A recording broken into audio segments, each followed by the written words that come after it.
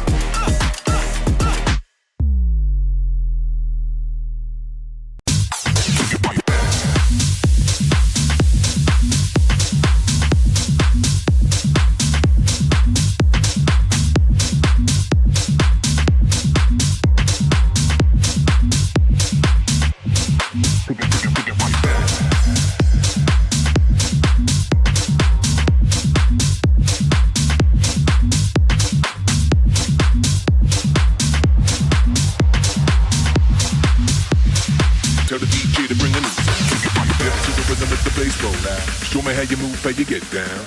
Take it to the dance floor, do it now. Tell the DJ to bring a new sound. Take it right back to the rhythm, let the bass roll out. Show me how you move, how you get down. Take it to the dance floor, do it now. Tell the DJ to bring a new sound. Take it right back. Tell the DJ to bring a new sound. Tell the DJ to bring a new sound. Tell the DJ to bring a new sound. Tell the DJ to bring a new sound. Tell the DJ to bring a new sound.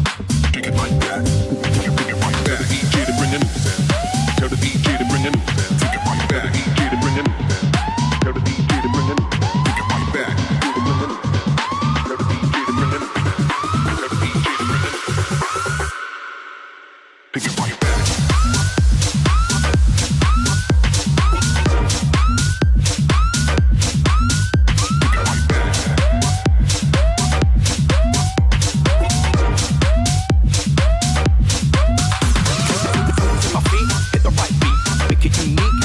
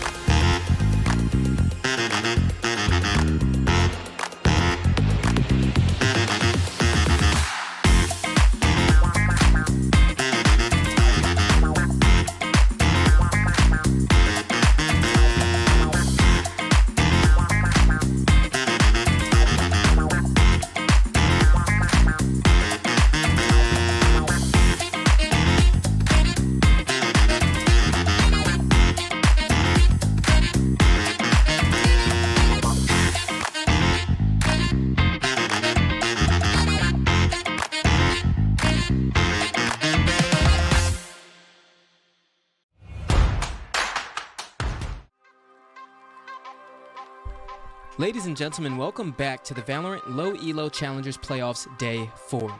Joining me tonight for TIMEZ versus ULTRALIGHT Academy is Storch. How you doing tonight, brother? We're doing pretty good. Pretty excited to cast this game. TIMEZ and ULTRALIGHT Academy. Robbie, these are two teams that we have seen time and time again in chat talk about how important this tournament is to them. Everybody really seems to have that drive, and today in this match, it really just is a life or death situation for both teams. Yep. Yeah, and the big thing about that too is, I look at TIMEZ, right? Now, they started these playoffs with a defeat to Red Panda Gaming. However, they did get more rounds out of that series than I expected personally, given what I know about RPG and TIMEZ respectively. So what do you think about their chances tonight?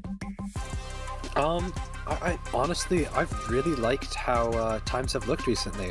Their game against corner campers really seemed to be a testament to how they're going to play going forward, and I think that's really scary going against this ULA team who they've really struggled in their last match. Yeah, you mentioned ULTRALIGHT Academy, so that struggle, I feel like roster moves. So Anna and I talked earlier on the cast about roster moves before playoffs. One of the big things that we see a lot around here, because teams are looking to make their rosters a little bit stronger. So we see Celestial Titan, who had brought in Shizu and had put Parks onto the bench. We've seen RPG, who doesn't have CJ anymore. We've seen other rosters, and maybe some not on the rosters due to other circumstances. But I think that no matter what, there's some teams that have honestly gotten an advantage from doing that, and other teams, I think it's safe to say, had a very big falter from that, and I think ULTRALIGHT Academy is one of those teams. I expected a little bit more from them coming into the playoffs, and they were absolutely decimated by Salvation in that opening matchup, and Walter White wasn't even in that matchup. So when I think of their recent results and any potential momentum, I feel like they're heavily on their back foot right now. Do you think they even have a chance against TIMEZ? Look, I know what UL is capable of. We've seen it in group stages. They looked so strong, so drilled, and I hope to think that we will see some more of that here today. I think it's either going to go heavily in favor of TIMEZ, or it's going to be a very close series. I think, I'd be very surprised if UL came out and absolutely were tearing up TIMEZ. I think they have to show that they can stay in a game. They have to try and make it close, try and not overpeak. That was their struggle last game, and that's what they have to do to make this a close one. You're absolutely right. It's so well said. And the other thing I want to say about ULTRALIGHT as well that may not play in their favor is they do have an emergency sub tonight. It's Clean, all the way from Equinox Esports, a team that we know from the group stage here in this very tournament. So they have Clean coming in, and who I think is a great player. They do have Corey, their duelist, which is awesome, and Penguin is actually back into the mix-up. So we get Penguin in the game today, which is awesome. We were missing him from that last series, but Talia is actually still on the roster. And from last series, I remember Talia was subbing in because Penguin couldn't be there, so it actually begs the question, okay, maybe this is intentional now. Maybe they're actually bringing in Talia as a piece of the puzzle to finish off the playoffs for this squad, because they really do believe that Talia can contribute, what they didn't see. Now, obviously in the last matchup that we had with them, they didn't really prove themselves and show that the move went well for them, but I'm going to be honest with you, they have a coach outside of Talia now on the roster, so that's kind of like two brains that's honestly contributing to this. They now have who was their previous coach on the roster, and now another coach who is in the coach slot right now, and I think that could maybe play to their advantage, especially now that they have Penguin, who is, a very integral piece of their project on the roster tonight. Yeah, I mean, you mentioned Penguin earlier. Beyond the coaching thing, I think, having the coach on the field and one off can help a lot. But Penguin, they seem to really struggle without him. And we've seen him playing that Sova role, that initiator, really learning these new roles. I've heard through the grapevine, though, Robbie, tonight he might be playing some Sentinel. Which, doesn't surprise me too much because we've seen Penguin on that Sentinel last tournament in the VLE Challengers Cup 1.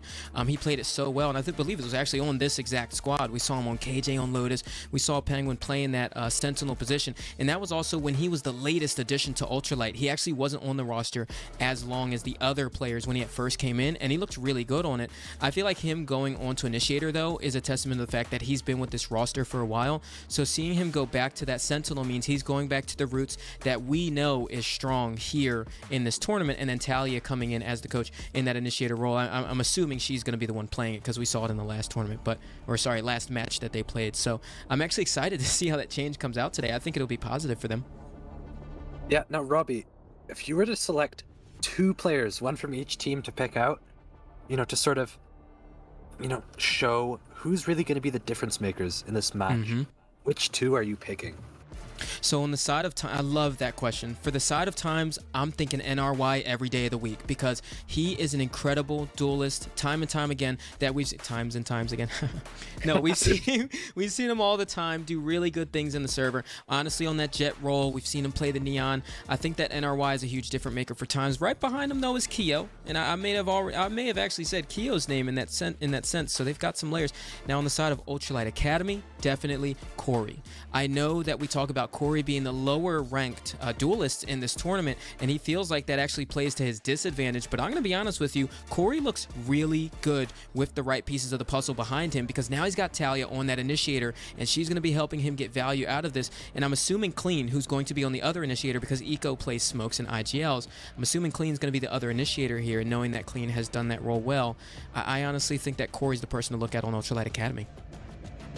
Yeah, I can definitely understand that. I think we've seen really high highs from him, but also some pretty low lows. I think in their last game, he was swinging out a lot without flashes, and it was really the death of him.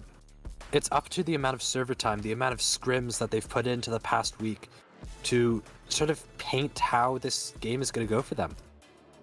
You're absolutely right, and they have to set that pace early on and help Corey get those openings. As we look at the map veto here, so Ultralight Academy banning out that Icebox, Times banned out the Lotus, and we get that Sunset on map 1. So I think we're obviously going to see Penguin, and we're going to get in the agent select in a second, but I think we're going to see Penguin on that Cypher, probably Talia on that Sova or Fade, and then on the flip side, NRY probably coming out either on that Raze or that Neon, and then Keo playing the Gecko as we like time and time again. So I'm really excited for what this Sunset's going to look like from both teams, Storch. Yeah, no, I am also very excited. Now, we've seen in UL's past games, Asteri, he's not here today, and it is actually due to the network issues. Now, Asteri is a player that we have seen some nice plays for, but you have to think, maybe if they got a better Wi-Fi network, they could be, a really big powerhouse for ULA, and that could be exactly what they're missing. You're absolutely right. I'm glad you mentioned that because in the last series, I mean, not only did they have Talia have to come in inside of Penguin, but also Asteri had so many technical issues going on. And I mean, it's good that you mentioned that as well. Even though that's something he can't really control, it's good you mentioned it because honestly, that did play to their demise when he played on the map. He couldn't find any value due to what was going on. And then for second map, they had to bring in that emergency substitute. But looking at it tonight, Ultralight have all of their ducks in a row, and it looks like they've figured out everything with the roster to come into tonight's matchup. Yes, now getting a look at this first map, Sunset. And we're seeing, Eco, that Omen lock. When has he not played Omen? I feel like that's such a staple for him. Yeah. Ooh, seeing a Fade hover, Fade Sky hover. This is the comp that they're playing, and a Chamber hover. Okay. This could be a little bit of innovation here, hopefully, but no. Wait. Every time, Robbie. We could. I mean, NRY is the duelist player. Duelists do play Chamber. But see, what surprises me the most of these hovers, even if they aren't real, Storch, is the Keo Sky. I think that Keo is such a valuable Gecko player that I honestly wouldn't expect her to be on Sky. Now, we did get a Sky from Keo before. I think it was on Bind. Correct me if I'm wrong previously. I think it'd work, but I think the Geckos always work better for them here. I don't know. Yeah, Keo has always seemed really good on Gecko. And Gecko is a favorable agent on this map too. If it isn't the Gecko, then I'm a little bit interested in seeing the thought behind the decision. That being said, we're not getting a chamber in this lobby. It doesn't look, but and a variation of the one-size-fits-all on ULA. The Vice, Yoru. Okay, let's get the actual agent. There we go. Yes, we get the Kyo Gecko. Awesome. Now, UL's comp. This is, an agent that they've been favoring on almost every map, the Deadlock. Yep. Now, with the Cypher nerfs, or I guess the map changes along with Cypher nerfs, it does open up a lot more room for creativity on this map, Sentinel-wise. How do you think that plays in, and where would you rank, say, Deadlock, Vice, and Chamber? So I honestly think when it comes to Deadlock, Vice, and Chamber, there's a reason we don't see them on this map right now. Now, although I definitely think it's good that Ultralight Academy are trying to experiment here and try to, siphon something out of this, because those very 3 agents that you named are not played a lot on this map, so it's really hard to counter that style, right? But on the flip end, if I have to rank them, I honestly think that Vice, I would probably put her at number 2 when it comes to this. I'm still divided on number 1. I think I'd put Vice on number 2 because you've got that Shear, you've got the Arc Rose, you've got the Razor Vines, which cover so much space, and I definitely think that Vice can find good value playing on the B site. I'd probably put Chamber at number 1, actually, if it comes to talking about ranking these off Sentinel picks on this map, because one thing that Chamber excels at, that you and I both know most, especially after the buffs recently to his Rendezvous, is he can place that Rendezvous in market and go for super deep mid control. He can actually walk all the way towards almost a B flank and still be able to TP out. And then you've also got the A site where he places it from secret and then he goes towards A main. So I honestly think that Chamber can find good off angles on this that you can't really get out of other agents and kind of lock down those sites, especially use the op too. Some people aren't comfortable opping on raids, and you can actually put that Chamber in there. And then when it comes to Deadlock, the issue that I see with Deadlock when it comes to this is a lot of times you are up against a very contact heavy style, right? When it comes to contact, you got to be careful going up against a Chamber, right? Because he's on off angles. When it comes to contact, you got to be careful going up against a Vice, because the moment that Shear goes off, that Arc Rose is going. But when it comes to Deadlock, that contact, you don't always have immediate information, because guess what? Those sonic sensors don't give you the same thing that a Chamber trademark or say a Vice Shear would. So that's how I would rank them. Yeah, no, I really like that ranking. I would, for the most part, agree with it. I do think that Deadlock is pretty weak on this map. And you mentioned Chamber and one of his pieces of utility, Rendezvous. Now, Rendezvous was actually a team in our last tournament who had a player named Wildray. He actually played Chamber only on every map. Now, not the most effective thing comp-wise, but the way he played it was good. And I would like to see how that might have happened or gone forward had they been in this VLE season as well. Regarding the Chamber buffs. And I'm really just waiting for a team to pick that Chamber, maybe show that they've done their VOD reviews, show that they've really thought about the possibilities, because I think while he definitely is weak right now, and has been ever since that one big nerf, he just has so many layers of creativity when it comes to the TP that it's always exciting to watch. Yeah. And honestly, so thinking about what they've picked here, and I've got my tier list, and I did put Deadlock at the bottom in terms of these off Sentinel picks. I'm excited to see how Ultralight Academy utilize it here and prove me wrong, and I really want them to. Now, the other things I want to talk about with these comps is we're getting that Fade Breach instead of the Sova Breach, and I noticed that a lot of tier 1 teams are replacing that Sova with the Fade on this map. So it looks like Ultralight want to play to that style when it at least comes to how they're setting up Corey. So I'm excited to see how they move forward with these fights, because on defense, I mean, you have a lot of options there with that Fade, because you've got the Seize Nade that just adds a little bit of extra power that Sova wasn't able to do in conjunction with the Raze, right? And so I'm excited to see them take these fights. But on the flip end, we're getting the same thing from TIMEZ. That Gecko Breach, they play it so well, especially NRY on that Neon, and that's what makes me nervous, Storch, because we're getting a typical comp out of TIMEZ and not a typical comp out of Ultralight Academy, so they may not be as comfortable approaching this map. Yeah, and on that the Fade over the Sova point, for those of you who don't know, I am a Sova nerd, if you will, a Sova connoisseur. I love playing Sova, but my one gripe has always been on Sunset, that I feel like I just have I feel a little bit contained, you know. My dart, I don't always have a useful place where I can throw it. My drone always feels great. And I think that the way Fade plays on this map might actually be something that I want to try going forward into the future. I think the dogs themselves just give so much value. You can move with them, move with your duelist player while pushing. The C's, there's so many places where you can throw it and drop it in through a roof, through a window hole, anything. I think it's just so versatile on this map. And part of me almost wonders why it wasn't explored more in the past.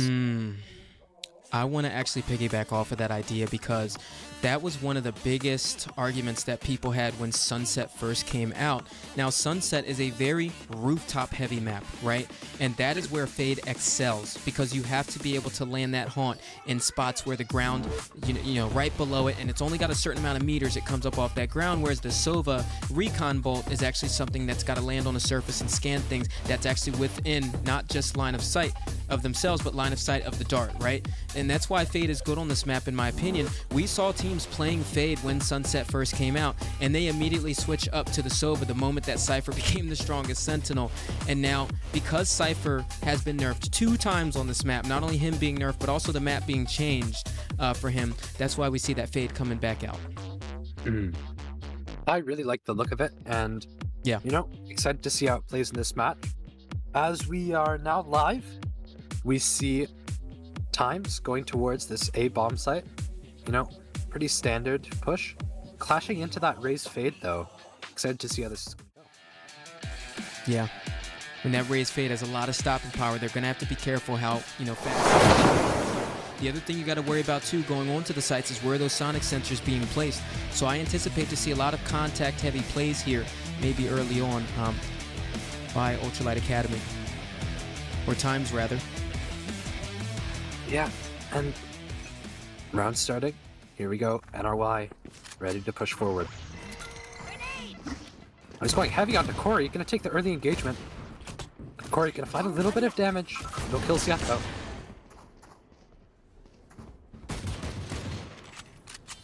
On TIMEZ. Force the enemies off the site, but look at these rotates, Robbie. Yep. 4 people already. Could be a flood. Oh, NRY, big pick. And I like the timing of that aftershock to go back there, but he couldn't find the value. Orichirisu playing into the corner, Eco not checking out. Clean, able to get the headshot onto him. And the last one left, presumably playing that B site. Comms probably coming through. Penguin on the deadlock, looking to go for a 1v4 clutch here, Sheriff in hand. And right now, TIMEZ have done an incredible job of finding their footing into this pistol round. There it is, looking for the first shot, does grab it, looking for the second, not able to land it. Keo to close things off here, and a pistol win for TIMEZ. Yeah, and great push from TIMEZ. I think UL, they were just a little bit too, you know, accepting that they were losing the bomb site. Didn't fight for it enough, and just kind of feels like they're a little bit timid.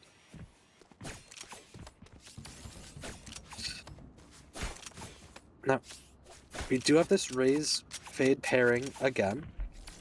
Obviously very common. They're positioned together this time, so maybe some more fighting could come out. I think that would definitely aid UL. Market door gonna get broken by NRY. Rotates coming through from A, already leaving. Can they pick up on this opening? Yeah, and I mean, this big mid control, we saw this in one of the last Sunset matchups. Ooh. There it is, Keo actually landing off that first shot here. But immediately after that, they try to go for this reposition. But Ichirisu still over here towards B main to try to siphon out, or decipher rather, what is that deadlock setup? What are we going to be dealing with later on when we want to start exploring that B site? Oh, and the one-way. It's actually not going to be a one-way coming through on A main. And, you know, UL not really rotating. They're still heavy towards mid. TIMEZ, they do have this NRY lurk up A. Talia is maybe aware of it, but the rest of them going towards mid, taking this fight. They actually leave NRY over towards A to try to find any sort of openings there. They don't see a big reaction coming over towards B. And this is what's good about Ultralight Academy right now. They are playing it so patiently, not over-rotating. But as I say that, looks like a regroup over towards B happens, but Entry out onto A. Talia giving the comms to the team here. The spike's going to come out. Wingman going for the plant. Looks like Penguin wants to enter the funny business here. Comes through the dark cover. Tries to go for a little pick of his own, but the aggressive trapwire actually catches him off guard. Not able to land things off.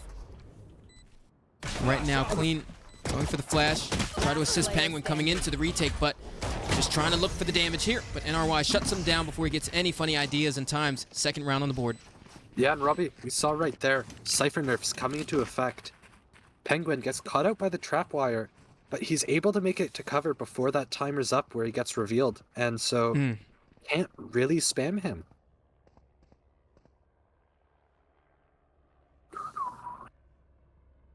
What do you think of the state of Cypher right now? Is it good or is it not? I think it's really strong still, to be honest. I think the nerfs were good. It put him in a more balanced spot for sure. And although they were nerfs, I still think he's really good. It's a lot of passive info, especially with the double trips.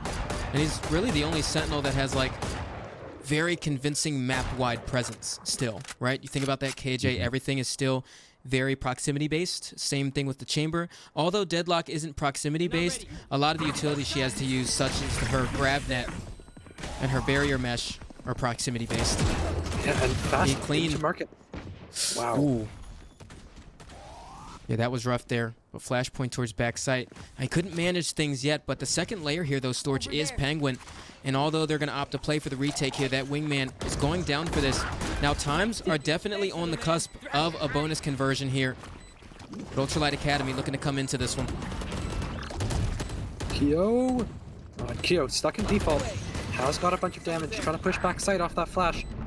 And she's in the smoke with Ski. Whoa! Oh my god. Penguin, unable to find the kill, took them a long time. That's precious time that's lost.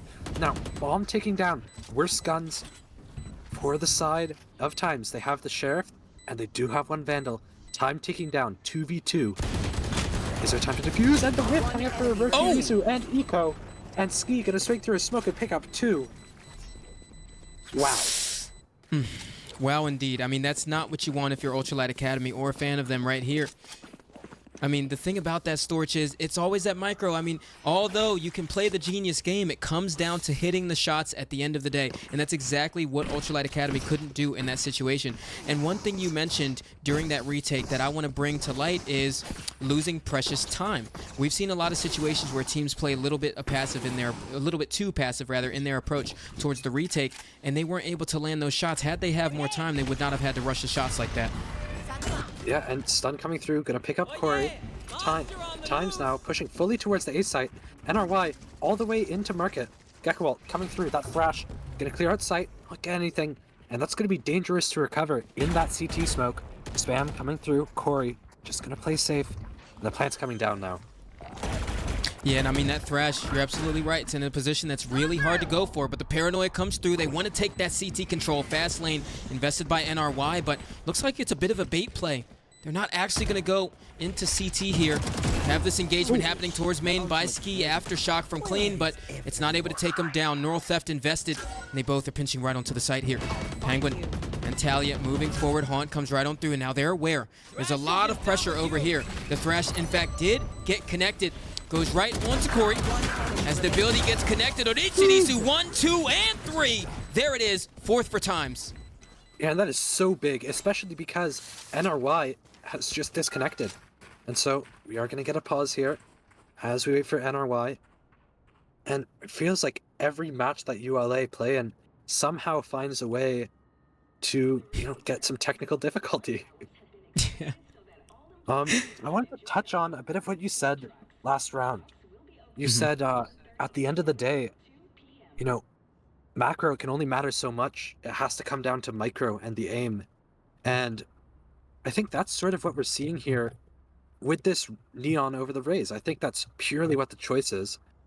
There's maps where both are very viable. I think, this is a good example of one of them, Sunset, where the Raze nade does give a lot of use. It gets so much value. And probably from a macro standpoint, is the better agent. More viable agent, but both very valuable, and this Neon pick comes through because Neon is the most micro-tailored agent in the entire game. The full accuracy while stunning, or while sliding, sorry. Yeah. You know, that's really big. And I think it really does make Neon viable on, honestly, most maps. Definitely think NRY makes it look really good.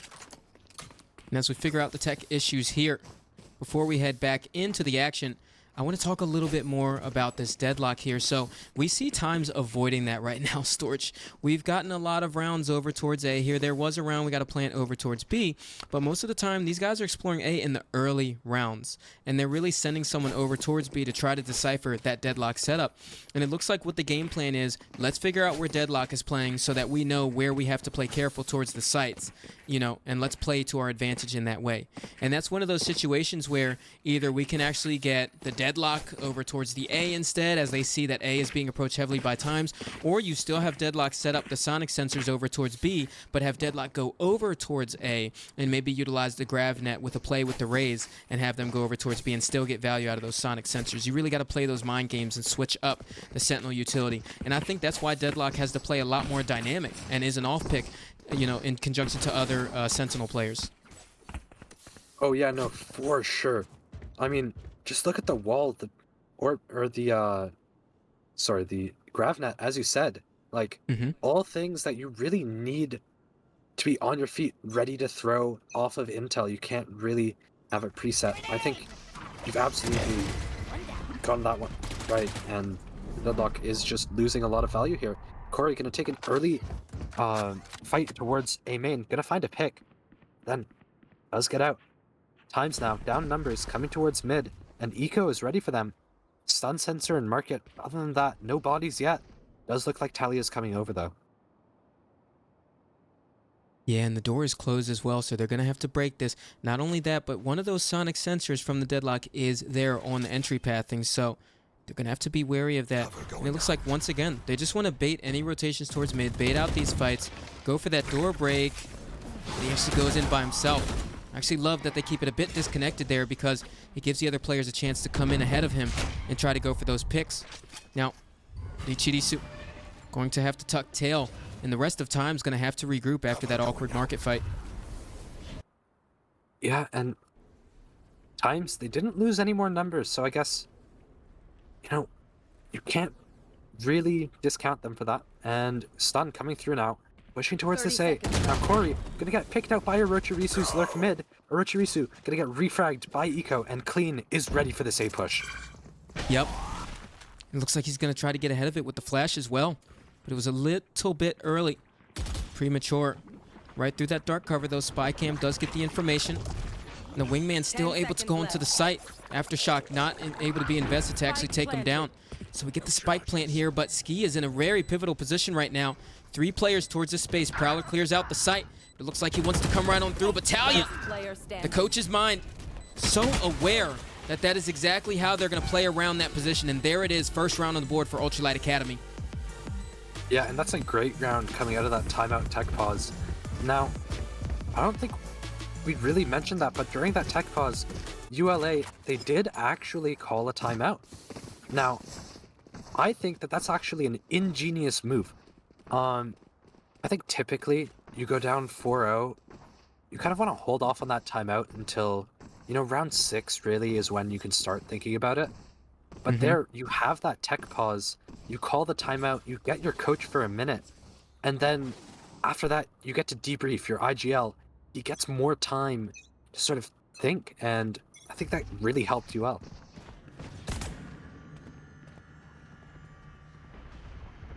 Aftershock coming through onto NRY, not going to find him. Gets sprayed out. They know of the presence top mid. 2 top mid, Raze and Omen, and Keo going to find the pick onto Eco. Huge opening frag. Corey going to try and refrag, but everybody on TIMEZ now hauling their butts over to A. Yeah, and that's the smokes down for Ultralight. You don't want that this early into the round. Now, Clean is playing right there. A very dangerous position here, but we don't have that Dizzy to come through. Stun comes on through. Aftershock invested as well. NRY onto the angle, but they can't clear him out just yet. Does go down off the swing. And right now on their back foot is Ultralight Academy.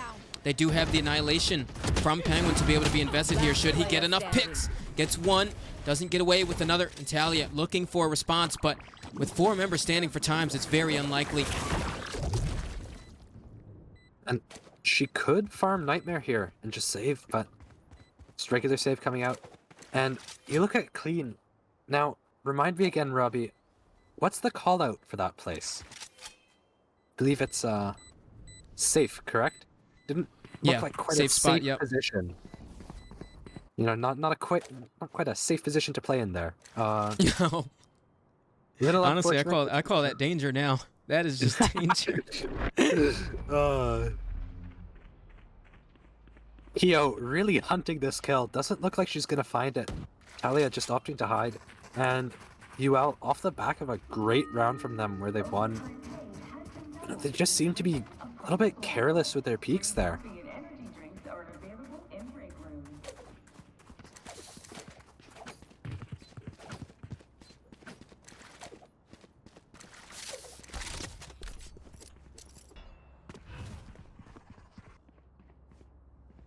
Now, this is also UL's map pick, Robbie. They could be in trouble here. Yeah, I mean, this is a map you're going to have to win for Ultralight, and it looks like the way they want to do it this round, Storch. So you get that stun towards tiles. Corey, invest that showstopper, but nothing going to be found here. And this time, they're getting a very early approach over here towards B. Going to have to shoot out the barrier mesh, but during that time, Eco's able to come through, get a kill, and move back for the regen shield to regain its health. Plant going to come right on through, but the Rolling Thunder looks like they want to go for the flood play here. Almost getting stopped at the doorstep. Relay Bolt coming through, but NRY going to take down Penguin. And Clean gets an immediate trade there. Does it well in Ultralight Academy. Looking for the advantage. And they're at it. 4v2 right now. NRY does have his ultimate in hand. Goes for the shots, and Ski and NRY get one back to back. Looking for it. Goes around the angle, and Clean is able to take him down, and Ski looking for it. The jumping headshot. Looking for the clutch. There it is. Oh my goodness. Wow. Storch, what has just happened? Precise gunplay. What? That was incredible. I think TIMEZ, though, really, they missed an opportunity there. They went into that site take. They planted with Wingman and played on site, even though they had, they had to realize there that Clean had that breach ult. I think ultimately that round win for TIMEZ was secured by the poor usage of the breach ult. I think it was very off-centered, and somehow they survived through a crazy misplay. Yep. They do like taking towards the end of their...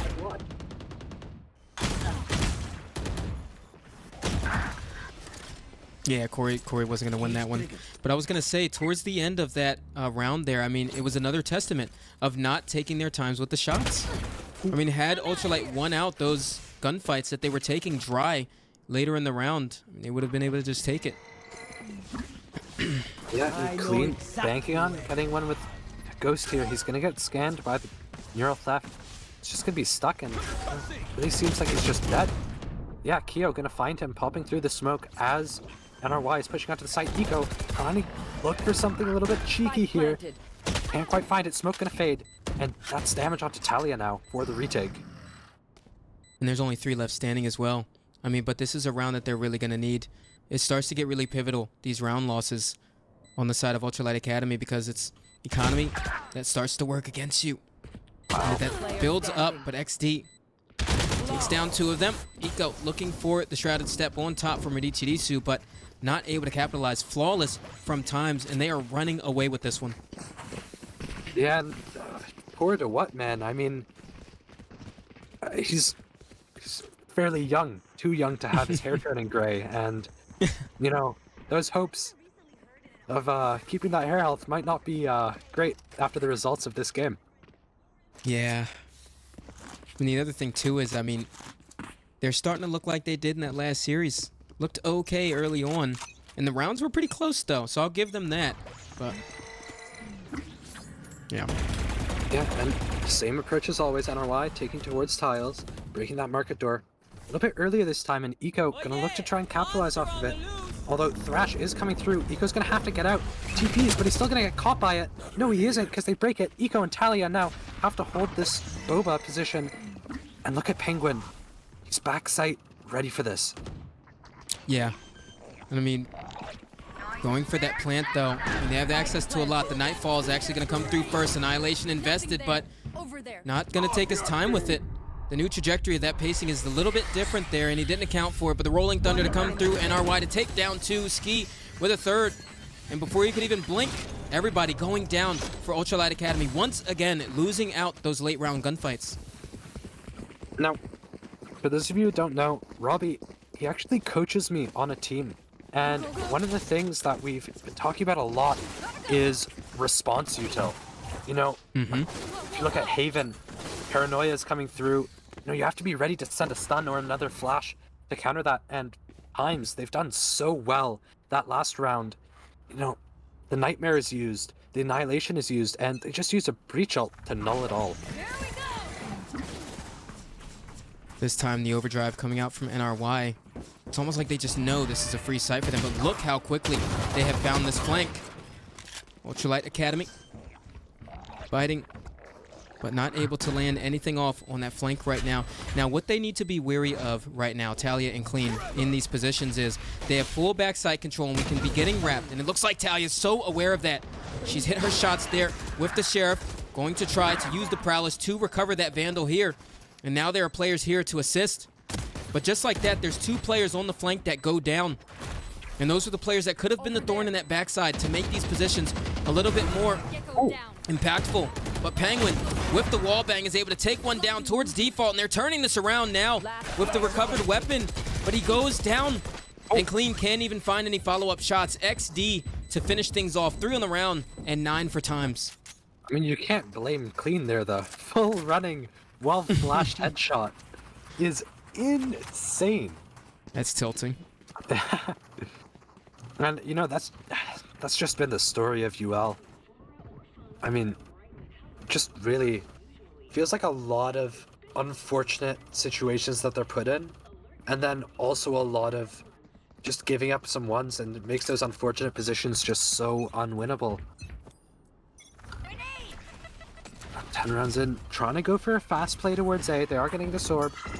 Another showstopper could be on the way for this half. Eco is playing this market position, as he always does, trying to go for a peek, and actually gets Keo. Now, 10 HP, but that's a big pick, especially on a round where you have a Bulldog. Yeah, we want to get value out of those weapons early on, and he actually does. Looking for another fight over towards B main, but going to opt to back off of this one here. And so far, I feel like this style is working out for TIMEZ. They are baiting Ultralight into all of these fights that are disadvantageous for them. And so you see TIMEZ already regrouping. Look at where they're contained to, Storch. Even the Omen back in spawn, and Ichirisu worried about the B main aggression while they're getting pressured at A at the same time. No more charges left. Yeah, and Talia, she's gonna have to go big here. NRY looks unsuspecting, but no, he's gonna clear it. The timing is gonna miss. They could be up on Talia, and they swing through. Talia able to find one. Dart broke, and she gets out. And now 30 seconds. 4v3 retake, but look at the health for UL. Yeah, it's really low. I don't know, they still have a chance into this one. I think Talia has done an incredible job of holding down that elbow space. Plant coming through. It looks like Storch, they are ready for a flood retake here. Spike's still going to get planted there. Gravnet over towards elbow, but Ichirisu taken down. Eco ahead of the retake, and they're still low HP for the side of Ultralight Academy. And Talia, she's done a lot of damage so far, but it's actually Clean that's going to have to be the one to find higher advantages into this. Ski taking her down. Clean not able to stabilize the shots. 10-1 for TIMEZ right now, and they are keeping this lead really wide. Yeah, and honestly, I think we're in second timeout zone. This is a make or break round. I think that if they go down 11-1 on the half, there's no chance that they can come back. I think they have to try and make this a 10-2 half, and they aren't going to opt to it.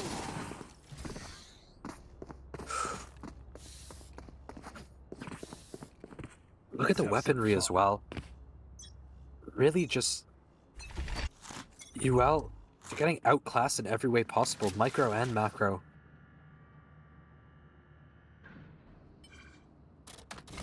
Barrier deployed. Tap onto the ultimate orb in B main does take out that barrier mesh from Penguin. So see how reactively they want to play around this. Penguin's like, this is my round now, guys. They're coming to my site. But, I mean, they already took out the wall Storch, and they've taken down one of his sonic sensors. So, as we talked about, no more value that Penguin can even find. But he does have Annihilation, GravNet in hand as well. So a lot to work with onto this retake, and there it is. Annihilation comes out, does land onto XD there, and he's going to have to use the GravNet to deny their reposition. But the team actually shoots out the cocoon. Eco still a thorn over towards this market position. Thinks that there's one over there, but ahead of the showstopper landing, Corey gets taken down and out of the picture here. And Eco very disconnected from Talia's positioning. She's not even able to trade him off. Have to go for the retake here. Prowler in hand. There's 3 left on the other side. I mean, the HP is low enough to make it possible, but I mean, so invested in that left side angle. Gets 2 down, but not even time to go for the defuse here. Come on, please. Yeah. And one of the big things I'm seeing from UL here that's really hurting them is crosshair placement. Consistently, these crosshairs feel like they're 2 to 3 feet too low. And that has to be adjusted if they want to, have better chances at winning their gunfights. Also, Penguin there, man, you got to feel for him, really. That's life as a Sentinel player. The one time they hit your sight, they hit it with every ult imaginable. Man, that is, yeah, no, the mental for UL definitely going to struggle right now. And they have to win pistol. They have to, obviously win their force up. And then, really, to have any chance of being back in the game, they have to find a way to scrape away the bonus win. Yeah, I mean, this is the time to make it happen. Looks like they want to move forward quickly into this one. Paranoia right on through does force Keo and NRY. Superstar duo for the side of time back into the site, but Paint Shells follow on up. A lot of members over towards main. Clean actually gets away with 2 here, but NRY playing from danger. Looks like he's trying to go for the shots, but the Sheriff is not the weapon you actually want to be playing that position with. Not enough bullets in the chamber to handle the heat coming towards you. So they have to go on a 1v4 here for Eddie Chirisu. ULTRALIGHT Academy have handled this pistol round well so far. It looks like they're going to try to paint that narrative of the comeback. Yeah, and Chirisu trying to do something by smoking off elbow, but how much value can he get? None. And that's 2 now. UL, a glimmer of hope, however small it may be, so big for them, so big for these mentals. And now this force up, so crucial for them. Honestly, if I'm TIMEZ, I'm maybe considering a counterforce. I think you have so many rounds to play with. And to try and just stop them here, even just getting a bunch of picks is so useful.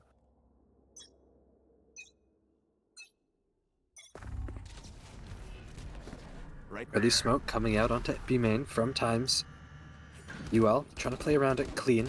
He's going to be the one trying to take this space onto a Chirisu. I think there's going to be a gunfight coming down. Chirisu, he wants to creep up here. Can't really oh. Corey, all the way in to market. Can't find any. 3 there. And he falls.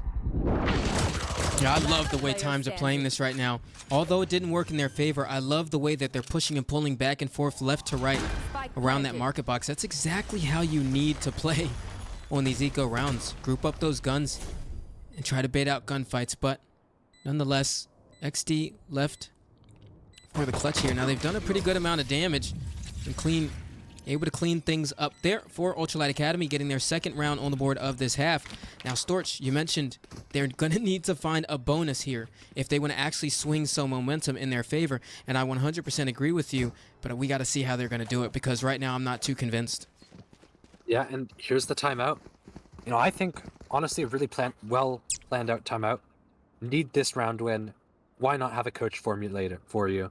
And I just want to talk quickly. I was about to mention that TIMEZ they were able to get 2 and force everyone to rebuy shield. But I look at Talia, and you know, it's actually the adaptive shield, the regen shield, that's so useful now on that bonus round, because even if you get tagged up, you still have your full light shields going into the next round. And I think that's the use that we're going to see out of it, not something on force rounds. Yeah.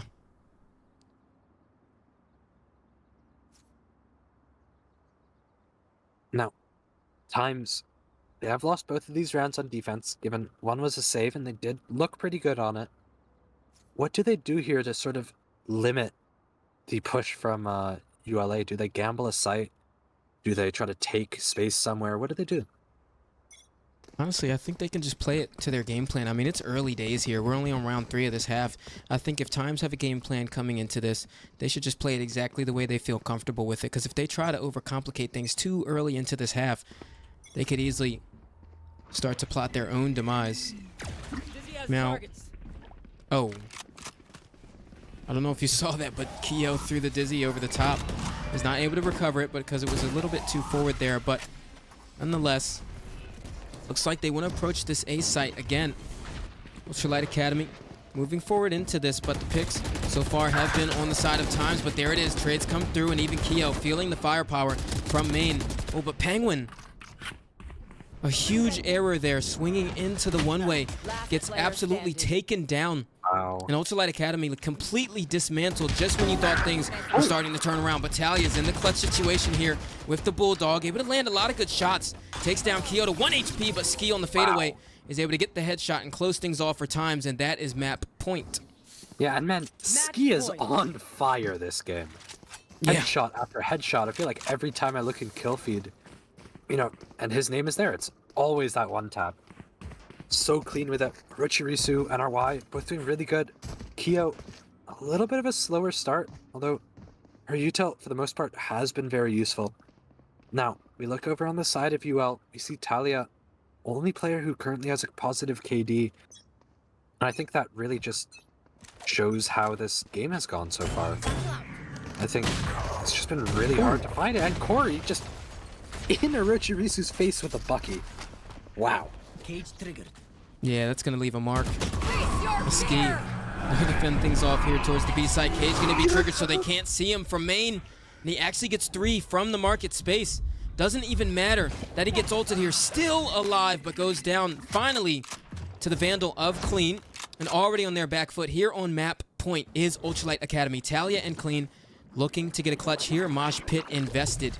But now they've got to use the rest of this timer to figure out where things went wrong.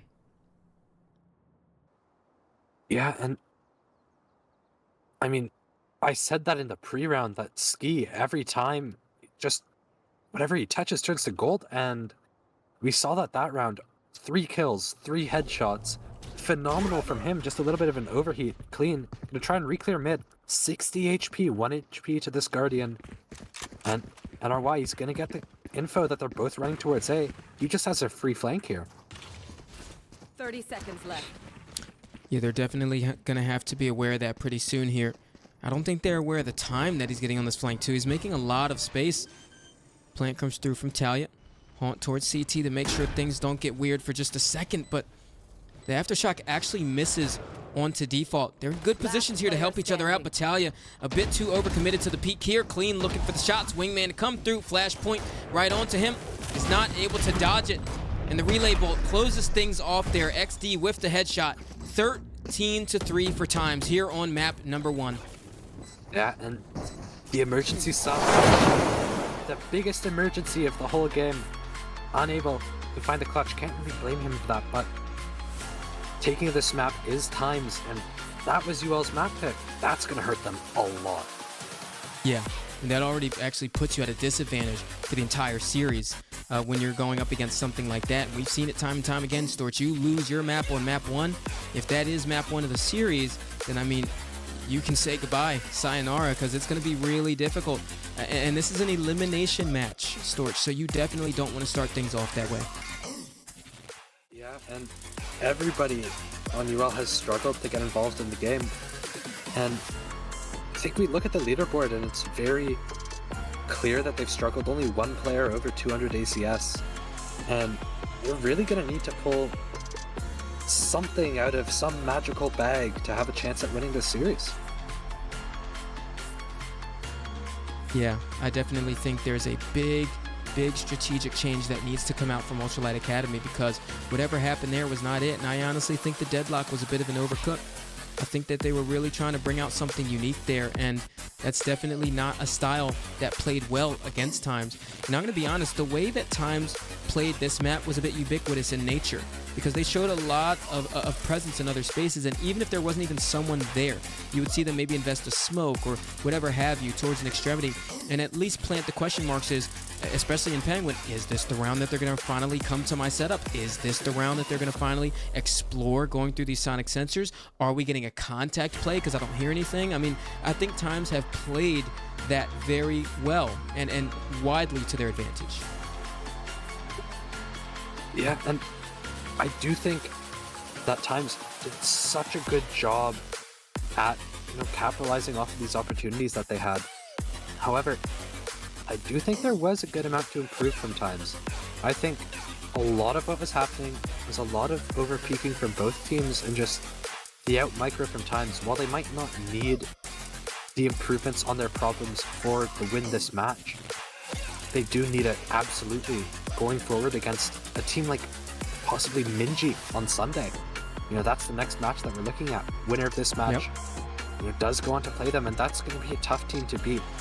Now, they did struggle a little bit in their last match. However, who hasn't against DSS? DSS, such a versatile team.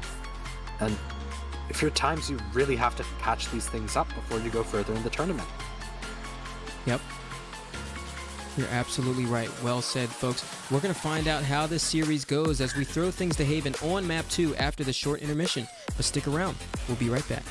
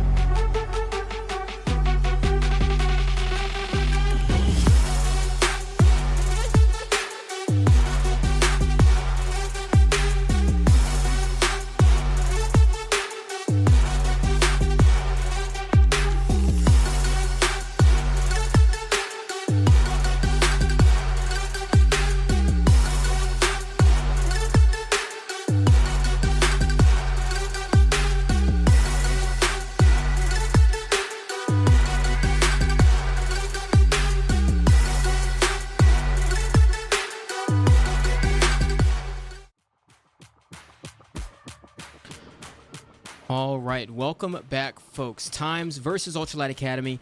Map number 1 going in favor of TIMEZ 13-3. I mean, what a dominant performance from front to back from them. And we're moving things on to Haven here, Storch. Now, this is TIMEZ's map pick, so obviously things looking really bleak for Ultralight Academy right now, but they've had a lot of time to reset a little bit, grab the water, get the warm-ups going, and I definitely think that they could bring things back just a little bit here. Yeah, I mean, and you have to hope at this point. Just really, really poor performance from them that first match, and now this Haven game, TIMEZ, not sure if we've seen a Haven come out from them. If they have, I don't think I've watched it, but UL, they have really struggled on this map time and time again, and you have to think that unless a miracle happens, this series is going the way of TIMEZ, in my opinion. Yeah, I think so as well. I mean, this could easily end super duper swiftly, but I want to point out some players here. So Ski coming out on top in that Sentinel role, 301 ACS, match MVP. You mentioned him during the game. He has done an exceptional job of locking down those sites on defense and also finding really good timings on the attack half. And so as we move things over to Haven, we know that map is huge when it comes to those Sentinel lurks, especially during that late round. You can really play around with those timings. So I'm really nervous going up against somebody like him. I would not want to be on the receiving end because this is another map where Cypher is played a lot, and it looks like Ski is going to do it again. Yeah, I mean, I'm excited to see it. Can't say that Ski is a player that I've watched a lot of in the past, but I think, did he play the Breach last time? I feel like I have a memory of that. I'm not sure, but what we saw today is definitely out of the ordinary, and it goes to show the effort that TIMEZ has obviously put in from, I guess, their first 2 matches to now. I mean, it really seemed to me like they struggled very heavily the first time they played CC, and then obviously, I mean, visualize that game, just not a great game from either side, and then suddenly the rematch against CC, where they pick up CJ, a proven IGL, and TIMEZ just destroy them and then go forward into playoffs. You know, lost to RPG, but did look very good.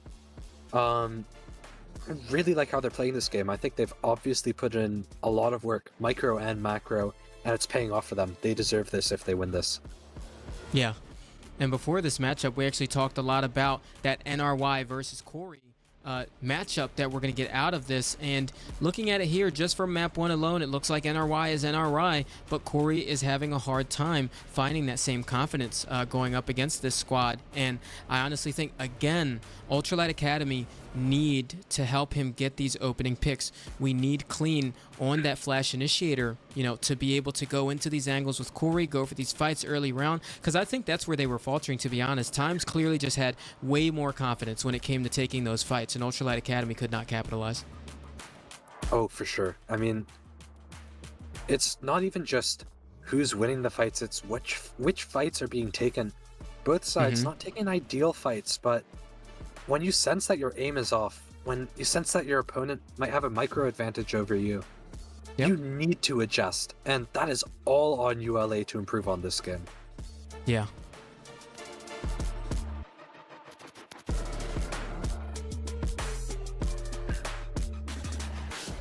In times, they might not even need to use as many strategies as they might have planned to use coming into the series. I mean, when you're going down like this, you don't really have to pull too much deep out of the strat book, and that plays to your advantage in the playoffs as well. So you can kind of play the long game in something like this. I think we brought this topic up in one of the other DSS games, in how they don't really need to, like, I think one of the times we might have had a critique about, they were kind of doing the same thing in the early rounds, right? A lot of persistent patterns, but I'm gonna be honest with you, if it's working, it's working. You don't have to fix what ain't broken. And I definitely think in this case, if TIMEZ have a very basic game plan coming here into Haven, and they can probably just utilize that and then see if Ultralight Academy are forced out of any mistakes and then move forward with it.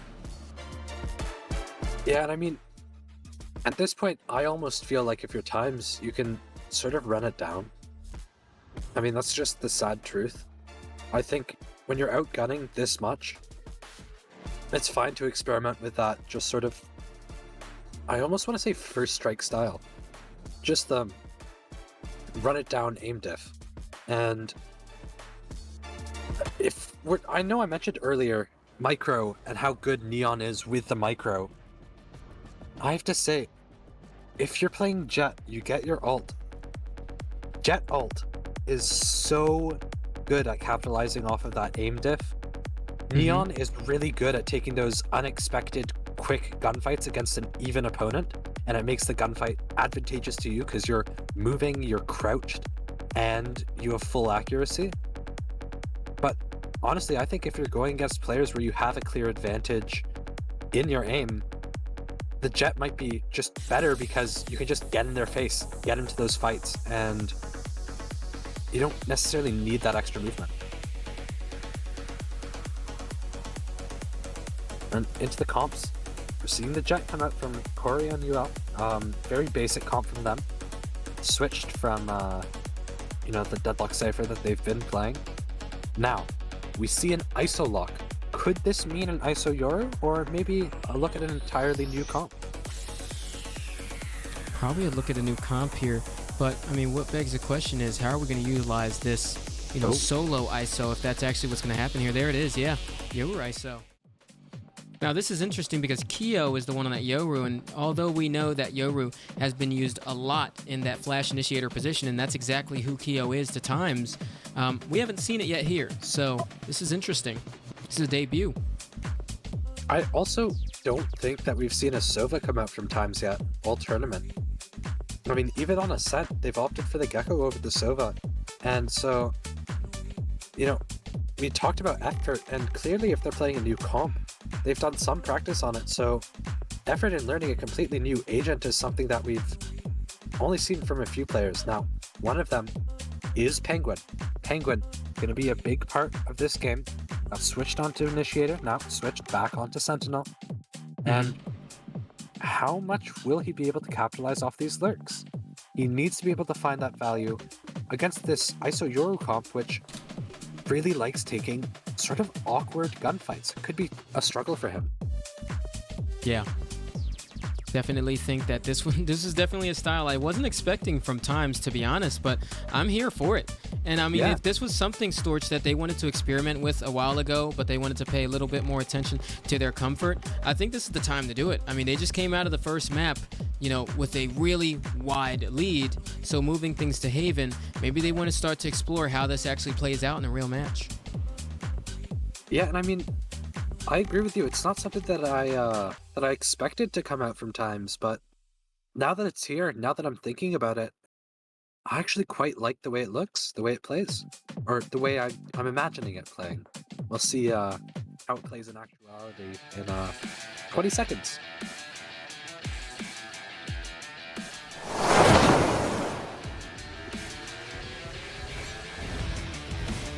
Also, it feels a little bit like TIMEZ, they have a bit of the wrong lead here.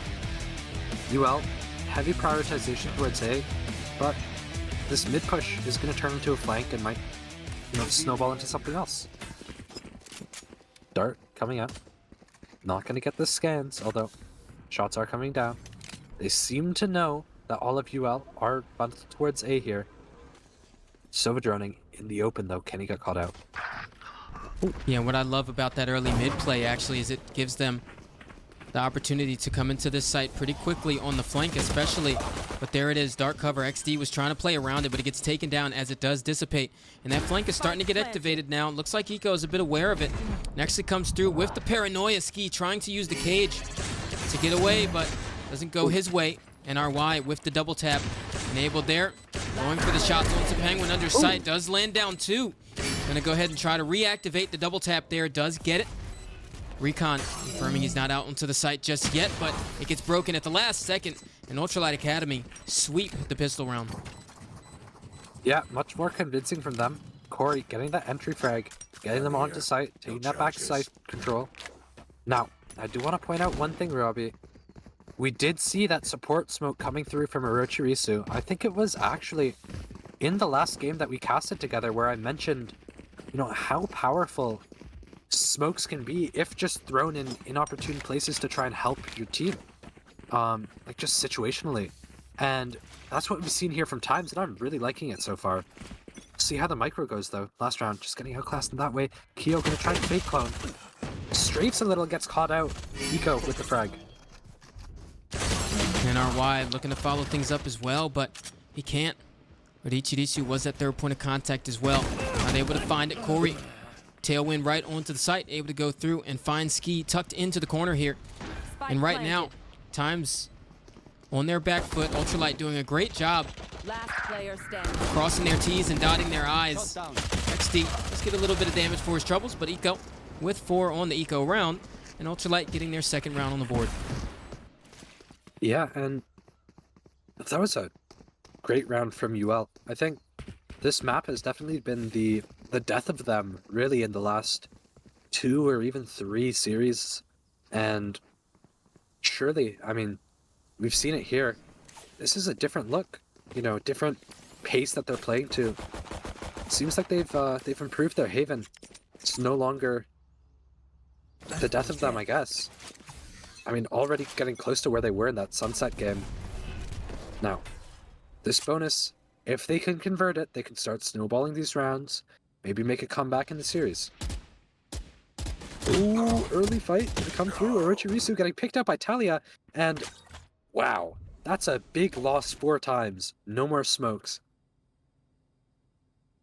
Yeah, and I mean, that's that micro we talk about. Have to hit those shots in that moment. I mean, that's a great spot to play from, because it looks like she wasn't even, you know, ready for that either. It was a bit unexpected, but if she was able to land the shots, it would have been a little bit more impactful. But moving over towards this C site, Ski, one to fend things off, and he was a demon on Sunset.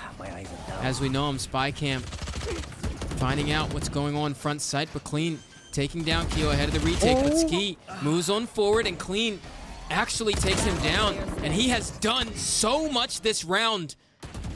Looking for another one there towards CT, but gets taken down. And a lot of damage on their end right now. Shock Dart comes through and breaks the double tap going into the angle, but NRY takes down Talia to secure the first round on the board from TIMEZ. But Ultralight Academy have fought back so hard there. Yeah, and that's a sloppy round from TIMEZ. I'm not going to sugarcoat it. That they need to win with more players there. Taking so many fights alone, even though there's 3 back site. Not a single one of them are helping each other. This is not at all what we were seeing last game. They have to pull this together.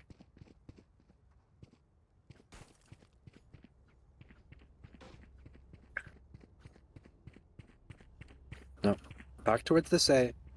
UL, they do seem to be favoring the 5-man push. And it's working for them, so let's see how it goes here. First round where they have rifles. Dart coming through. Gets broken. 2 now, spotted towards long. 3, they're 3 stacked here for the side, and Keo! Big pick onto Talia. Can she find this one? Sure? No. I mean, yeah, Keo with that opening pick actually makes Ultralight Academy rethink the way they want to approach this. But the nice thing about that Yoru is you have access to that gate crash, and you can just play around the map.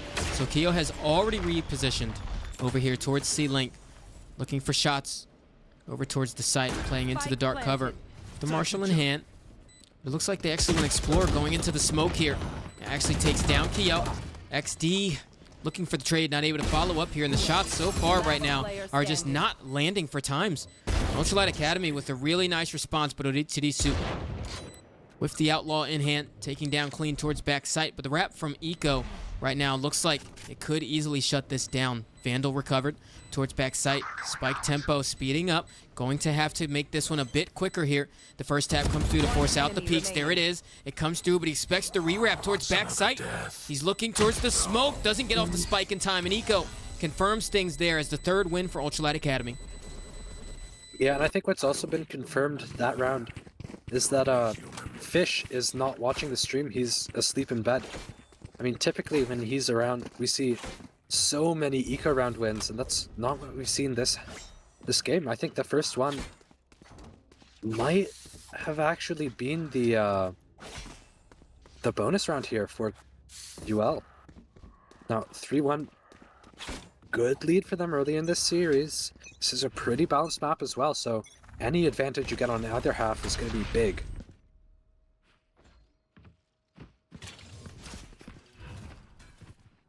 Cover going out. Early contact coming out towards B. Gonna draw the rotates 3 now. Stack towards B in garage.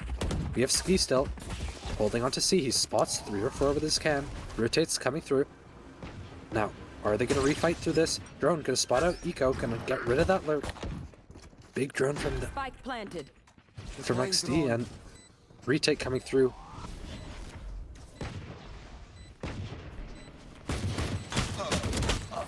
And Talia getting picked out while she's pulling out her gun. And Eco gonna swing back sight. Can he find any? He finds 2.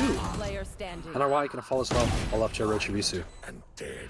My ultimate is They ready. started things off with that first headshot on Eco. Cover going Definitely out. opens things out. Shrouded step available to go into the spike here, but it's going to be really difficult. They're both in positions to shut this down. Spots the trap wire, and at this time, there's not enough time Last to player get this standing. defuse. Does get one of the picks for Corey to follow things up, and that's the 4th round for Ultralight Academy. And surprisingly on this map right now, they look pretty dominant. They're supposed to be fighting back, right? Yeah, and this is looking really dominant from UL. Early timeout coming from XD here. Sorry. And TIMEZ. Do they have a coach? I don't believe they do, Robbie. Not in this matchup, no. Yeah, and that could hurt them. 100%. Because, I mean, calling this timeout also gives Ultralight Academy access to their coach, too. If you don't have that coach, that external assistance, there might be some blind spots that you're not pointing out here. Now, I will say, though, they seem to have a decent mind for the game. Just the way that they played Sunset, how confident they were in their own system that they've devised as 5 players here.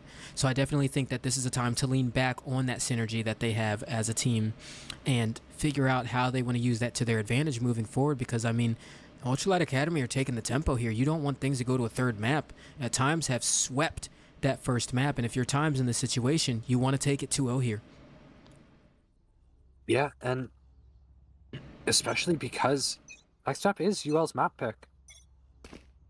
Now, Blade Storm online for Corey. Not going to need it this round, but having that in the bag maybe opens up opportunities to even an attack op. Depending on how rich UL can get with their eco. And look at these ults on the board. So many ults. Not quite a Rolling Thunder yet, but... Oh! And a dink coming through from Keo. Can't find the pick onto Corey. Could Corey gonna pick her off? XD gonna find the refrag onto Corey. Wallbang headshot. Now, Marishirisu. Trying to rotate. They've picked up on the fact that UL have left A. Eco spotted up by Ski. Falling back now.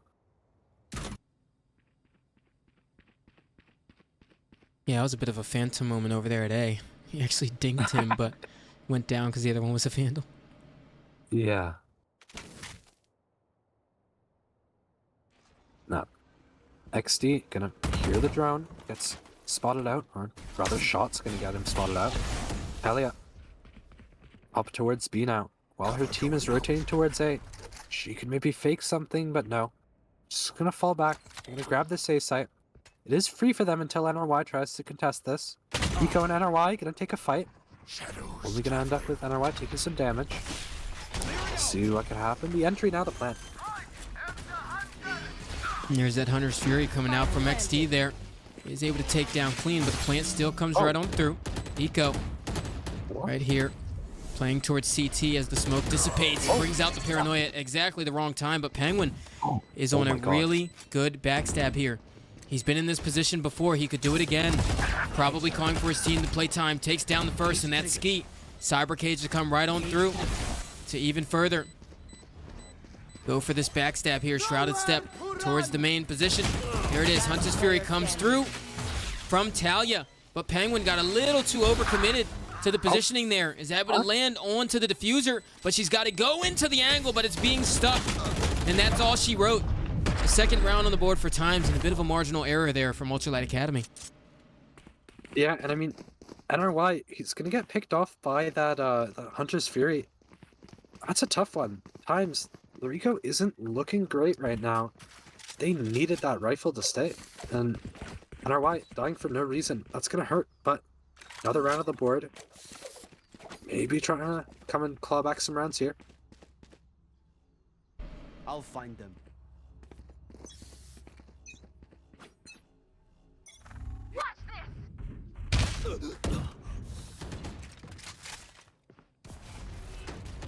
Off your feet! Rolling Thunder right through, but the paranoia timing from Odechirisu is nice. Gonna have to back out of that here, but they're going for that A link control, but there's 3 from TIMEZ in this space, but Eco has taken 2 of those players down. He's done so much impact into this round here. And with only 2 steps landing for TIMEZ, finding themselves on a bit of a back foot. Ultralight Academy looking to keep a hold of this lead right now, but Ski re-wrapping over here towards mid. Looks like Penguin's already posted up, pulling to the angle. Expects that reposition, but Bulldog comes through. He fell asleep at the angle. And Talia gonna come down, capitalize off it, and she does exactly that. Ultralight Academy 5 on the board now. Now, I have a little bit of confusion here.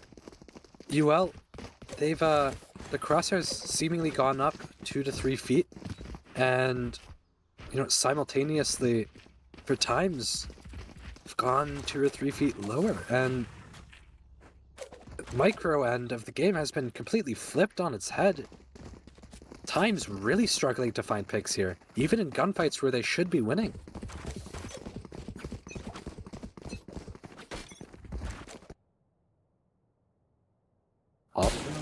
Marshall, sorry, from Orochirisu. Not able to find anything towards garage. And UL, they do have this garage control. Penguin creeping up long with his team. And the garage contact gonna go first. Picks from UL. They've done it. They've secured the site. And Kyo, she's gonna ult long. Eco, so ready for her peak. And she misses the shorty shot. They can't find one. That's devastating. Yeah, that is very devastating. I mean, I saw the vision trying to get the shorty onto the planter, maybe even recover their rifle and just gate crash out, but the value of any of that is not found. So XD left in a clutch situation here, and I mean, Ultralight Academy is still looking so dominant on this map, but it's convincing though. Doesn't even feel like it's by a close margin. Yeah, I mean, you have to imagine that at some point, the team that has lost so much because of their poor performance on this map, you have to think that at some point, they're going to throw in those scrims. They're going to try and get better at Haven, and that's what UL have done, finally, and it's looking good.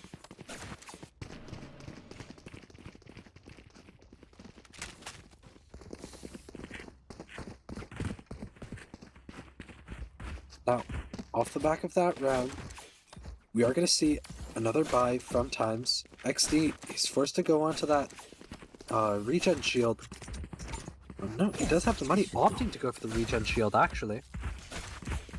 And I don't know how I feel about that. I don't think you can really substitute the full shield if you can afford it. Same dart coming through. Right here. Gonna get broken again. And now 3 playing back sight, ready for this hit. They have accounted for the fact that they do not have Rolling Thunder on the side of UL. Smoke's gonna fade soon. Orochirisu's gonna have to throw another, or XD's gonna be thrown in the middle of nowhere. And fights going all the way around. Nothing happening though. Yeah, I mean, Ultralight Academy opting to regroup here, but I mean, it's done well. It took them a lot of time there to try to find their footing over towards A, but they get completely halted out of the site. We're here towards C though. Odechirisu in a good position to maybe shut things down, but didn't shoot out that dart fast enough, so he's gonna get figured out. Aftershock to come through from the garage space. You see those spams through the cyber cage. I mean, Odechirisu's gonna have to go huge here to survive on the site there. Eco, first point of contact stun comes towards CT. Gotten one, but Corey is able to take him down. Not able to get away with more. Flashpoint towards garage, clean. Trying to back up here, and so far, TIMEZ have completely cleaned things up here towards the C site. Taking that round away. 3 on the board. Yeah, and there it is. That's the round they need. off this, they have to start getting a string of rounds going. They need that confidence back. Already down a timeout, they can't afford to be, down that much going into second half.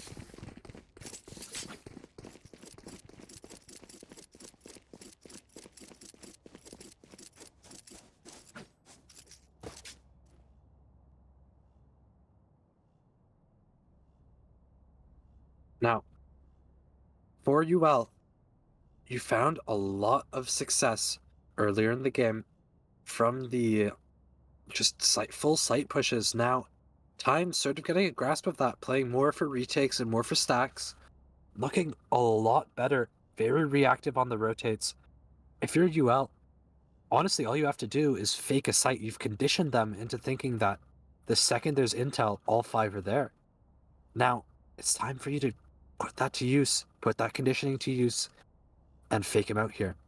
And if you're TIMEZ, honestly, I think you could be getting a little bit more aggressive on defense.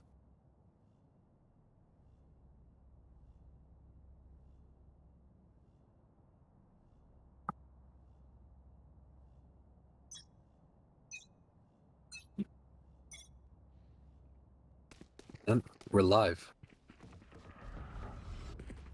I'm not seeing much of a different setup here from TIMEZ. They've used this timeout more as just regroup. And actually, I don't mind this timeout from UL. They're up, they're looking confident.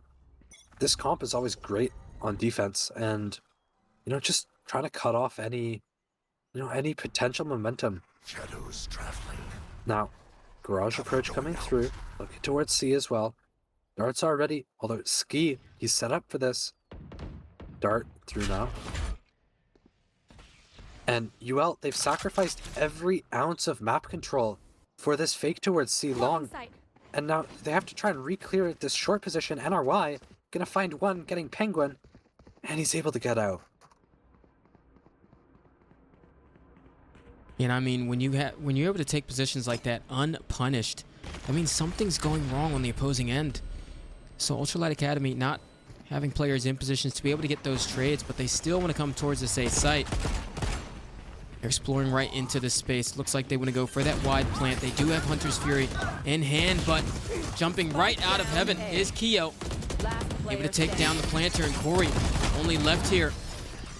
And not even needed was that Hunter's Fury. TIMEZ taking away this round, and it looks like they're trying to take that momentum back in their favor. Yeah, and then look at ult economy, Robbie.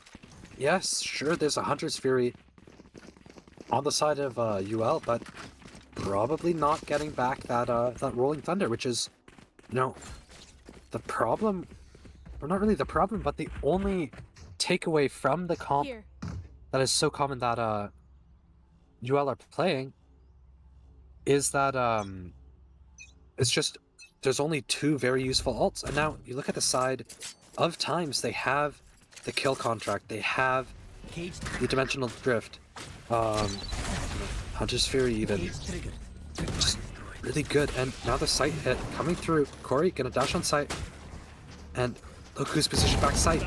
Keo with Ski. Keo finds one. They're gonna get a refrag onto Ski though. Wow. Oh no. And the round, it's now crumbling. They were up numbers, and now they're down. Kill contract coming through.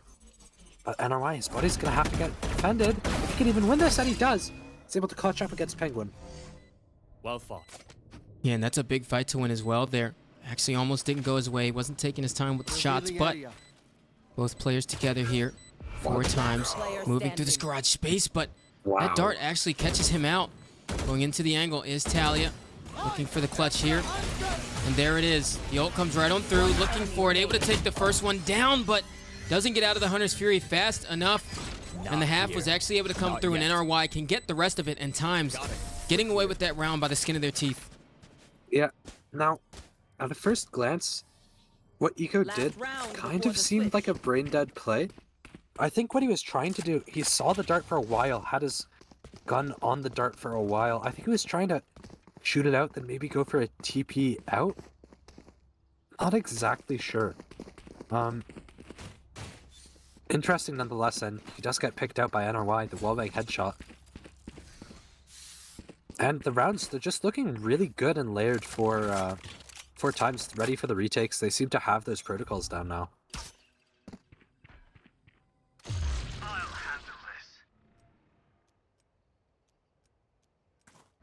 And this time, Dimensional Drift going to get invested here by Keo. Very early into the round, actually. Wants to go for a fight over here towards A lobby, but gate crashes right on out. NRY is the second plan here, but that gate crash actually put Keo in a dangerous position as she gets taken out towards A link. The follow-up is able to come through, though.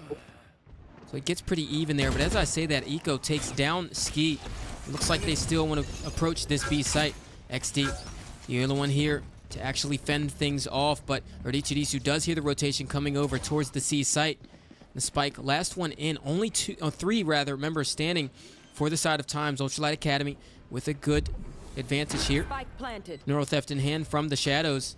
And right now, Storch, I'm not sure this is a retake they can find. Yeah, and Eco, such a good position here. Gonna get out that ISO shield. Gets spammed out to 1 HP though. Can they spam him more? And they can. NRY gets the shield back.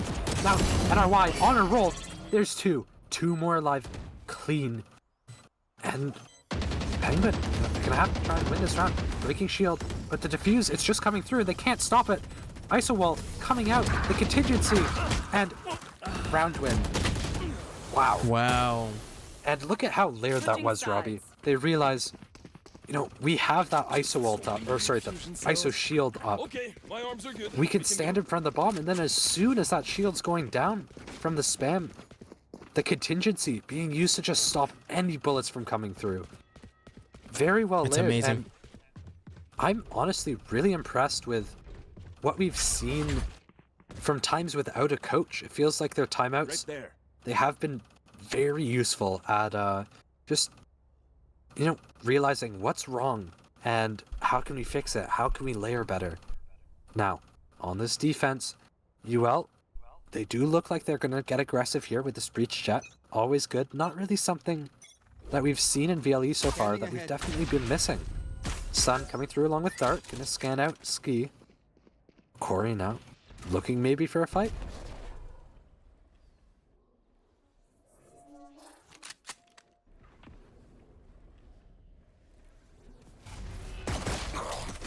Just one coming through and Q, gonna find that contact.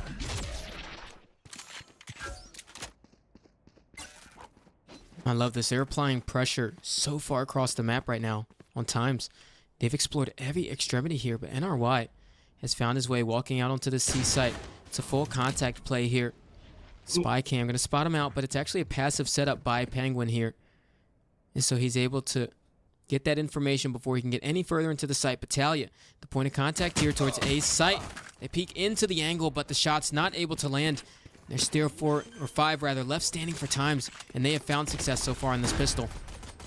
Yeah, in this retake, it's not even going to be able to start until, what, 10 seconds into the bomb? TIMEZ, they're in such a good position to just play off site, play for spam here, and feels like they're missing that opportunity. I don't think it's going to matter though, Corey. They spam through, peaks coming through from CT. Everybody falling. Orochirisu getting a pick, Penguin getting a pick. More from Orochirisu. Can he find 3-3? Last headed. Oh my god! Corey, Yeah, but he doesn't even have any time. Yeah. Wow. Is nothing. Nice What shots, but a the time not working in his favor. Yeah, 7-6 right now for TIMEZ, but Storch, they've gained the lead now. I mean, that makes things pretty difficult here. I thought that this would be Ultralight Academy's chance to get into this, but if they can't find that bonus round, you know, after this round, it's going to be really difficult.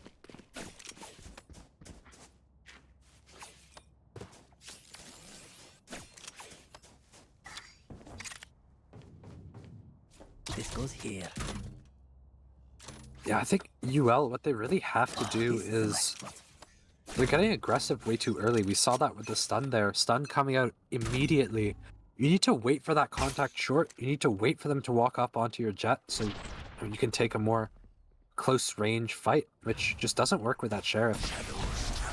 Eco, spot out 1, spot out 2 now towards Garage. Not drawing any rotates yet.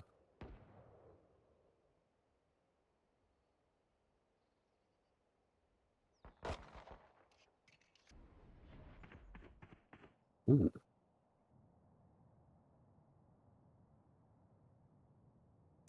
I must wait a moment. And the camp, he found two, Robbie. Yeah, and I mean, that was enough for them to actually turn right around over towards that A site. Might want to leave NRY here, though, to show just a little bit of presence. Now, that spy camp towards short from Ski is huge. At some point, Ultralight Academy are going to have to contest that a bit more because it gives them so much information.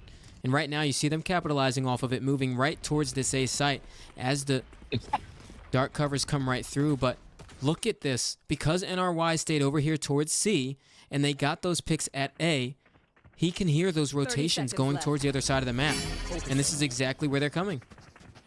Yeah, and if I'm a UL player, honestly, right now I'm pretty miffed. I'm feeling a little bit cheated. This is what happens when you're a little lenient on your rotates. You need to really space them out. This is why map control is so prominent with this comp. If you can just insert one in an unexpected location, you all of a sudden don't have to rotate off of contact. Or, sorry, you all of a sudden can rotate off of contact. Now, retake coming through. 4 guns, and it really just looks like they're lining up, waiting for exits towards CT. Yeah, just died a spike here, yep. G2 strat gun right. Oh my god! And there's 4 kills for Keo. Served up just like breakfast at an all-inclusive. Yeah, that was 4 ult orbs towards that dimensional drift as well, so TIMEZ eating real good in that one. Free C site, yeah. I mean, honestly, if you want anyone to be getting those orbs in this this TIMEZ comp, I'd argue that it should be Keo, so that's really big for them. Jump them. 8-6, starting to look a little scary for UL.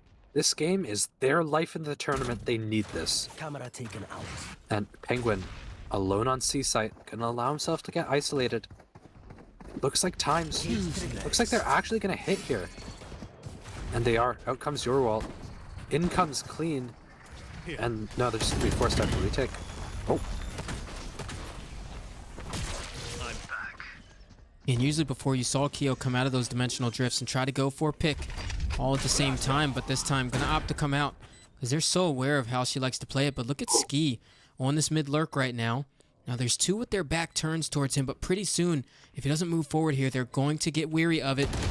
Looking for Clean, but before he even takes the shot, he gets taken down from the garage player. So 3v3 here.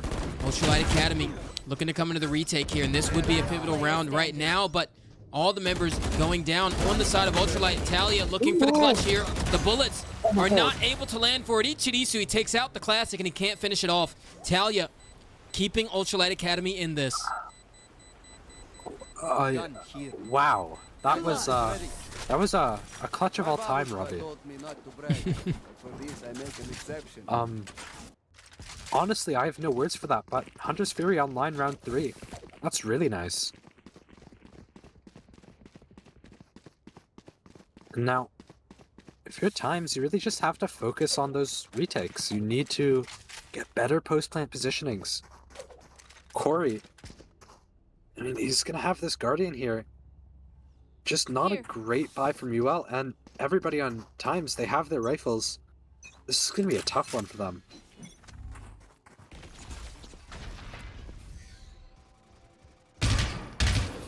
Oh, and space being taken towards garage. XD gonna try and shock for the trips. Eco, he's ready for this. He wants this fight, I think. But look at this beat pressure, Robbie. Cutting through. Yeah, I mean, especially that gate crash going over towards A-Link. Right there. A Clean can hear it. He's aware of it. Out drone to come through. Looks like right now, with that A-line that they have, once again, that spy cam is deep towards short. And Ultralight Academy are not aware of the impact that they can be getting out of that on the side of TIMEZ. Yeah, so they understand that's not where the hit is coming through, but Corey goes on to the angle, takes down Orichirisu, but Ski with a very quick trade is able to fend things off, and Keo is still looking towards this B space and it looks like they want to re-hit. Yeah, and I don't know if showing her presence there was the right move from Kyo. They still had to re-clear that heaven area. Now, this A 30 hit seconds left. is coming through. Talia going to be forced to back off of site for this ult. She's going to opt to ult it from heaven, though. Or, never mind, not coming out at all. Shocks coming down now. And retake getting started early. Eco going to find a big pick onto XD. See what else they can cook up here. It looks like they're coming right through this, but the uppercut comes through from NRY, makes things a bit dangerous for them up front, but Talia goes for the peek, actually gets taken down, contingency. NRY looking to keep things off, spray transfer not able to land. Now Penguin clean, left in the 2v2 here for the side of Ultralight Academy, trying to keep them into the series, but the peek comes through and right onto the trap wire. Penguin not able to shoot it out, gets taken down, but clean is put in a position to get the clutch here, but he's gonna have to start the defuse now, get that half, but he couldn't. He takes down Kyo. Does he have enough time? It's close. No. That is it. Clean getting taken down ahead of the action, and once again, Storch, just like we talked about before in this series, it's too little too late. I'm saving. Absolutely. I mean, wow, and I have to mention NRY for a second. NRY, he just looks so comfortable on this ISO. Just the way he's using his walls, the way he's using his undercuts, like it's just so nice. And you know, I think UL have done a really good job at catching on how he's playing, how he's peaking, but it's just not enough. Spam coming through for the trips from NRY. Another No more charges left. possible C take. Yeah, we're gonna see it. Ooh. Yeah, the classic kind of done before it started, that ISO that kill contract.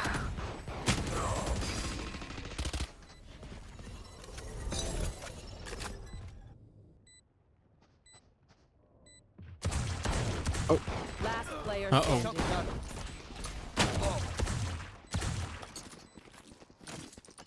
Talia trying to get as much damage as she can here to keep things healthy for Ultralight Academy. Flash comes through. XD onto the peak, takes down Talia ahead of it, and times are starting to run away with this one. yeah, and a little bit confused there from Talia Sheriff.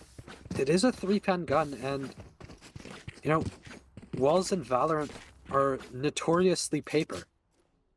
I think kind of missed an opportunity on an earlier pick there. Could have positioned for something better, but ultimately, really not a round that that TIMEZ could have won, or sorry, that ULA could have won after the kill contract comes out onto Penguin. And now, timeout coming out. How do you think this new coach has been doing for contributing to plans off of this timeouts? I don't think we've really seen a great success rate now. Yeah, I don't think we're getting a lot of impact out of these timeouts for Ultralight Academy. The thing about it is, for me, is one of the biggest critiques I have for this team early in this series is adjustments, and they're not making those necessary adjustments, and I'm not sure that the coach is pointing out all the adjustments that they need to. So I definitely think that this is a time where the full roster's got to put their brains together and try to get those blind spots together, because I'm not sure I see it coming out of the timeouts. We've seen other positions where, for example, with RPG and Flirty, after almost every single timeout, they win a round. But here with Ultralight Academy, I can't say the same. Yeah, and coming into this next round, UL, they need something. They need to push. They need to really try and attack this comp, which is zoning them so hard. Kyo up through garage, can see the trip. Gets rearmed and misses the opportunity on breaking it, but she is inserted. Spycam looking for intel, isn't going to get anything. 3 members of TIMEZ grouped up towards A here.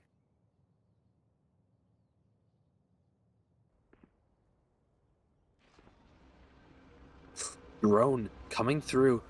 This is the bomb though, so it's going to have to be the hit if they want to take this, which they don't. And NRY backing off now, and 5 health. been dinked by that sheriff, and they're just taking it back towards the C site, which is wide open. Yeah, and I mean, Kio's been in garage for a hot minute now, so she can give them that intel that there's nothing happening at C. That's why you see the rest of TIMEZ actually rotating right on over. Let's come for this hit here. Now after shot towards logs to try to take down a player there, but they've got the rolling thunder, but again, it's too little, too late. I mean, they had the time while they were onto the site, but the entire team is able to reposition before the rolling thunder even lands onto a single person. Clean Talia Penguin go for the tap right there onto the spike. Hunter's Fury to come through. Neural Theft to trade it out, but it's too much pressure for Penguin right now. Down to 14 HP. Second scan from the Neural Theft comes through, looking for the shot onto Ski. And the flash comes through, and Kio able to land the last kill of the round there. And it is 11-7 for TIMEZ right now.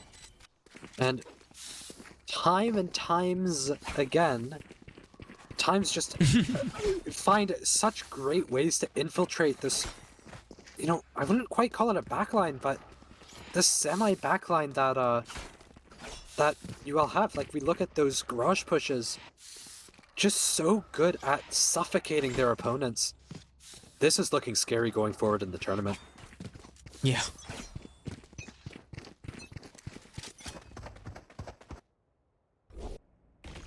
Now, stun ready, gonna come through early again. Gonna set up Talia now. They've sort of picked out Corey, you know, he has that operator now. Not really the need to push, so they've opted to put Talia there. But now, she's all alone with a Spectre. And it looks like this is the round they finally decided to deal with that spy cam towards short. But the dimensional drift coming through for Kio right now. Once again, this time, not going to actually push in with it. Comes right out of it, but the running gun goes through. And lots of bullets raining from both sides of the coin here. Now, Eco has found his way up this mid position. And the entire time, Corey has actually stayed onto the side, but he doesn't check around with the from the shadows. So he takes him down with the operator, reposts onto the angle. Cyber Cage right on through, looking for it. Still playing onto the site. Tailwind popped. It looks like they still want to make a go of this one, and they have to, because this is exactly where the spike has come, but the gate crash to come through.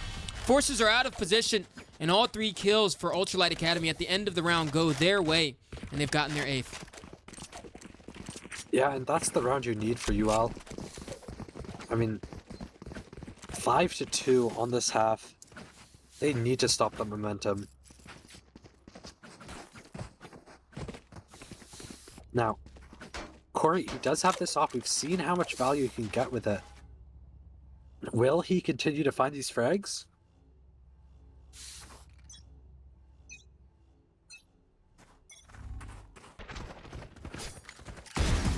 Oh my god, Eco. Deleting NRY from existence. And that's a big opening pick. That's a duelist. And That's exactly how you want to open it. Yeah. look at this angle from Corey, Robbie.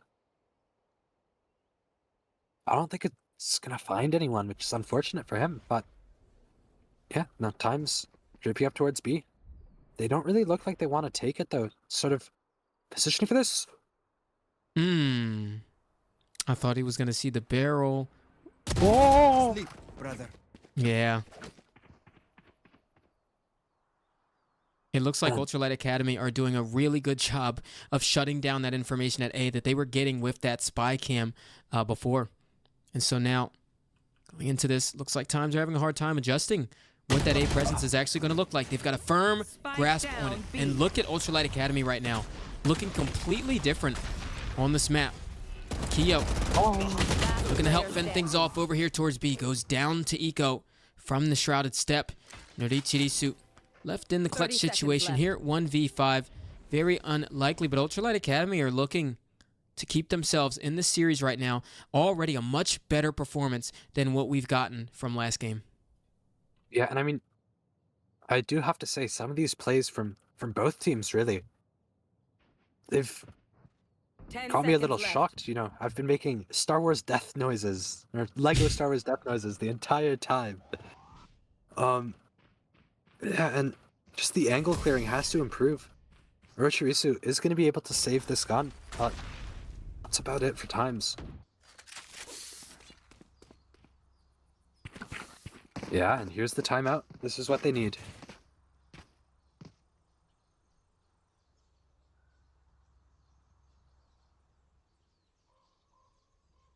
Although we haven't seen a lot of impact out of timeouts from Ultralight Academy, this is also still their chance, you know, to figure out how they even want to more mold this defense. Because I'm going to be honest, Storch, I feel like they've been improving right in front of our eyes in this game alone. They've been finding ways to shut down the early round patterns from TIMEZ and forcing them on their back foot. So I definitely think that this is a moment where they can find out how to add a layer now to that. And so they're going to keep TIMEZ on their toes here. Yeah, and I mean, that's a good point. They really have done a good job at adjusting based off of what their opponents are giving them. Last 2 rounds have been very indicative of that.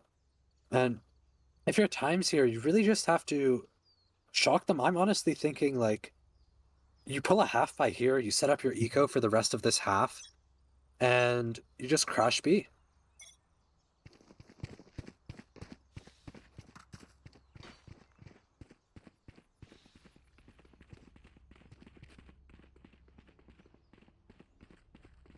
Now, they're actually going to go for this op towards garage here, Robbie, on Corey. If This times aren't is careful, interesting. yeah.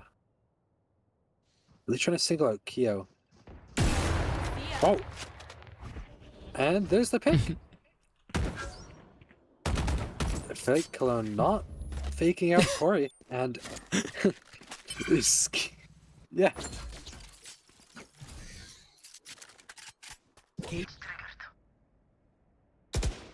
Ski making noise towards A. Gonna try and re-clear this. Eco could go huge here.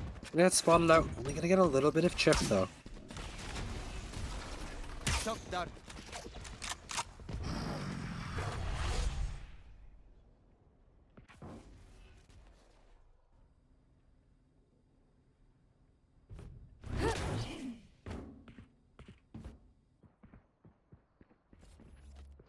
Now, looking to approach A. Eco looks like he's actually about to leave. This could be really good timing for TIMEZ here. And yeah, no, they're not ready for this. Eco is going to head back though. 30 seconds left. Oh, NRY with a big... Oh, Oh my goodness. wow. I mean, just like that, they just both get shut down on site. They were playing a crossfire, Storch, and they were not able to capitalize off of that positioning, off the contact playing, which is surprising, to say the least. But Penguin coming in towards CT here. Corey looking for the angle with the operator. It looks like they've got his number. Trying to go into the angle, but the barrel gets spotted out from the default player. Now, Penguin is the one that's got to go up huge here. And every round, one of the biggest critiques that we have of Ultralight is too little, too late. It looks like they actually don't even want to go for this round. But Penguin at least wants to try to grab some damage on the way out of it. He's able to take down XD, but NRY with his third on the round and the trade onto Penguin and the operator are going to get saved by Corey. Yeah, and I think what actually happened there, Robbie, they did, yes, have that crossfire, but Eco, he actually messed up his angle with his smoke towards sewers. It went through the wall a bit. The edge actually blocking his sight of Talia. And now, match point here. 4 times. This is it. This is for the series. You can see how much they want it. You can see, you know, NRY, he has the past couple of rounds really just felt like he's been looking for any fight that he could take. And that just shows how much he wants it. Shadows traveling. Early dart coming through onto C. They have faked this before, so maybe not expecting everything. Penguin is going to get pulled into the ult by NRY. Shield broken. Who's going to win? NRY takes it with the crouch spray. Spike planted. Wow, and this is not looking good for ULA, Robbie. Yeah, on their back foot, and even Corey down to 33 HP, operator in hand, but Talia does have the Hunter's Fury here. Going to have to use it to get into this again. Ultralight Academy take way too long to go into all of these retakes. I mean, looks like now it's going to start coming through, but because they took too long, The flank is so deep by Ski already, and they take things away 13-9 in favor of Times. Yeah. Wow, that was a great series to watch. We saw the evolution of Times, and then the response from ULA made Haven a close map after it's really been a map that they've struggled on. Now, I can't act like this wasn't sort of expected off of the back of me putting UL as the winner of my bracket. You know, seems like every time a matchup on my bracket happens, the team that I back loses. But it is what it is, and really well played from both sides. I think UL, they did a great job of pulling it together near the end. It was just too little too late, and NRY, what a player, man. Yeah. I mean, NRY has definitely shown us time and time again that he has the confidence and the mechanics to find openings every single time. Here he is coming out as the match MVP here for the second map in the series, and unfortunately the last map played in this tournament by Ultralight Academy. Times moving on, and this actually means they're going to be going up against Minji. Storch, what do you think about that matchup? Okay, so Times is a team that has clearly been putting in effort. Minji, they started out this season as definitely one of the favorites to win. However, I think throughout the last few games, we have not seen much improvement from Minji. I think with 2 days left, I would still favor Minji, but if, you know, we had a week and a half until this next match, it might be a different story. Yeah. I mean, it's definitely going to be a tough one from Minji. Just seeing the current form of Times, I definitely agree with you that we've seen Minji go down just a little bit in terms of their success coming into the playoffs. But, I mean, again, they went up against DSS last time, one of the favorites to win the entire tournament. So, I mean, they got success against Celestial Titan, though, in their first matchup. They're actually the ones that forced Celestial Titan down into this bottom bracket. And I will say, if you look even further in this narrative, right, Minji versus Times, if Minji win that, they actually get a rematch against Celestial Titan. And, I mean, with Celestial Titan looking like they're getting better and better with this new squad, with Shizu in the mix, do you think that Minji can take away that series again from Celestial Titan in the rematch, or do you think it might be a bit more even than the first time around?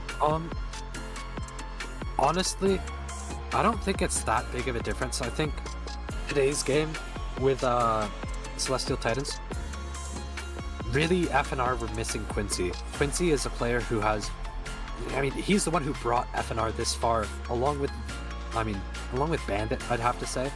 He was a big part of their group stage run. But really, Quincy dragging them along with him and being absent for that game, I kind of expected it to be a loss, honestly. Celestial Titans, they did show improvement. They definitely have. I think Shizu has also, you know, gotten more adjusted to that Sentinel role. I think it is anyone's game, but I would still favor Minji. Okay. Yeah, I definitely agree with that, actually. I definitely think Minji can win that rematch, but I mean, they got to get through Times first, because I definitely agree with you with that as well. Times could also take that series. They've been on a hot run so far, and I know they went down to RPG starting off this playoffs, but I mean, coming out of that group stage, we talk about that corner campers matchup all the time, because that's the one that surprised literally everyone here. No one was expecting Times to be in this playoffs, just based off of that group stage and being in the bracket with corner campers and that being that matchup. So seeing that they're coming here and now finding this much success in their playoffs run shows that they have improved for sure, and it shows in the way that their statistics are going. And so that's going to be a really, really good matchup, Minji versus Times. I can't wait for that one. Yeah, I mean, I believe, yeah, no, I'm casting that with you, Robbie. I will, you know, Sunday, 8 p.m. Eastern. Yep. Minji versus Minji versus Times. Gonna be a great match to catch. Gonna be so good. Well, folks, you heard it first here, folks. We're gonna be here at Sunday, 8 p.m. Eastern with Minji versus Times. We can't wait to get into the action, and we'll see you then.